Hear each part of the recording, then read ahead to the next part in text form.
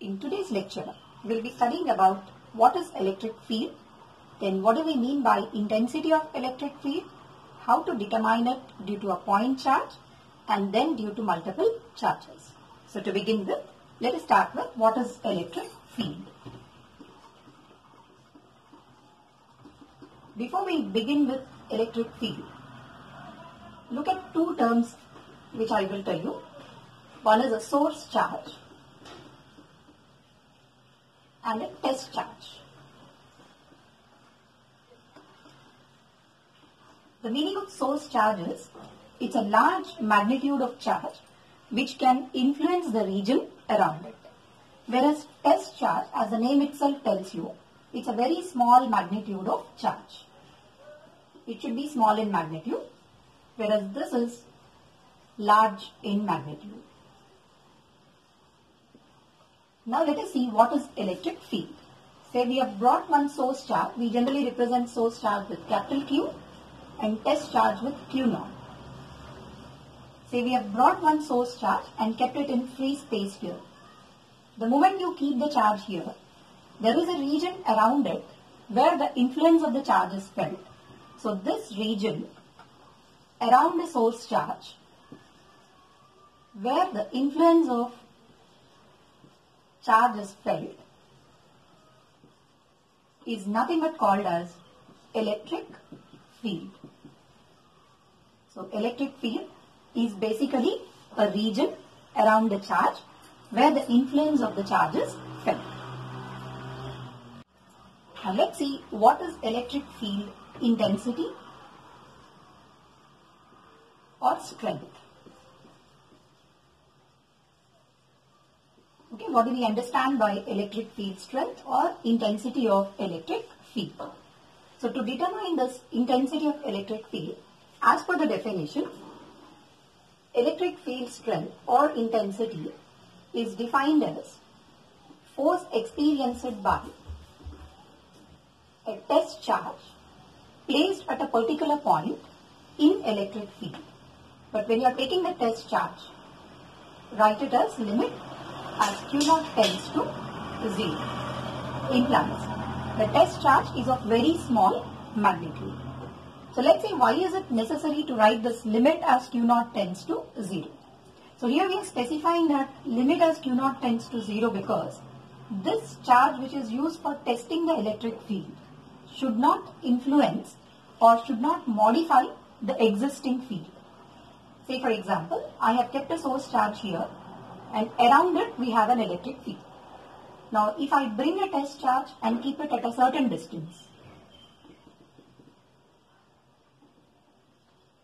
if this charge is not small in magnitude, there would be a large force of repulsion and it will disturb the existing field.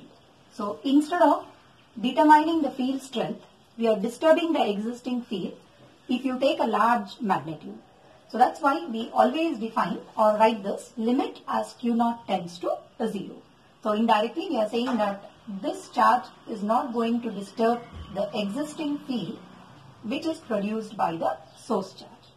So this is how we define electric field strength. And here I have given you a direction, it's a vector quantity whose direction is away from positive charge and towards a negative charge.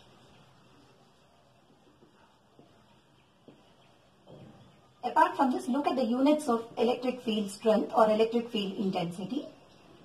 Since it is force by Q0, F by Q0, force is measured in Newton and charge in Coulomb. Now you can write its dimensional formula too.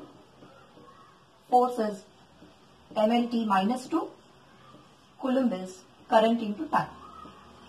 That would come out to be mL A inverse e to the power minus 3.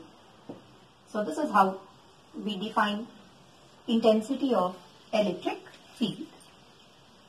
Now let us find out electric field strength due to a point charge.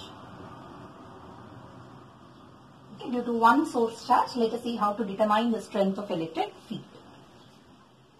Okay, I will write it in vector form. Okay, let there be a source charge capital Q at some distance R1 from origin, and we want to determine the electric field or field strength at a point P, which is at a distance Rp from this charge. For that, bring a positive test charge Q0 and keep it at the point P. Now we know there would be a force between them. What is the force? 1 by 4 pi epsilon naught, I am writing it as K Q0 by distance is Rp square magnitude. Into, if you want to write the direction, write a unit vector directed from Q to Q0. So once you know the force, we can find out the field by using the relation E is equal to F by Q0. Divided with Q0, we get electric field strength due to a point charge as 1 by 4 pi epsilon naught. If there is any medium, you can write that it's dielectric constant. Q0 and Q0 will get cancelled.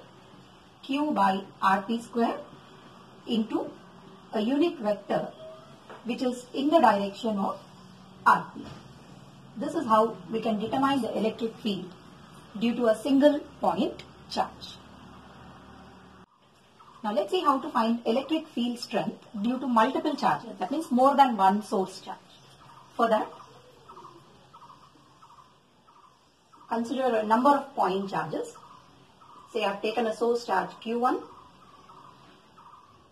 at a distance R1 from origin, another source charge Q2 which is at a distance R2 from origin, but we want to determine the electric field at this particular point. Now how many fields will be present at this particular point? There are two fields. One is due to Q1. I'll write it as field due to first charge at the point P. Another field is because of Q2, which is directed along the line joining the centers. This is the field due to second charge at the point P. So the total electric field at the point P is obtained as a vector addition of field due to first source charge, field due to second source charge. Because I took only two charges, we have to do vector addition. If you have more than that, you can continue this. Field due to third charge and so on. We call this as again principle of superposition. Like we have applied in case of forces, here also we can apply it in case of fields. So this is how we can determine electric field due to multiple charges by using a simple vector addition.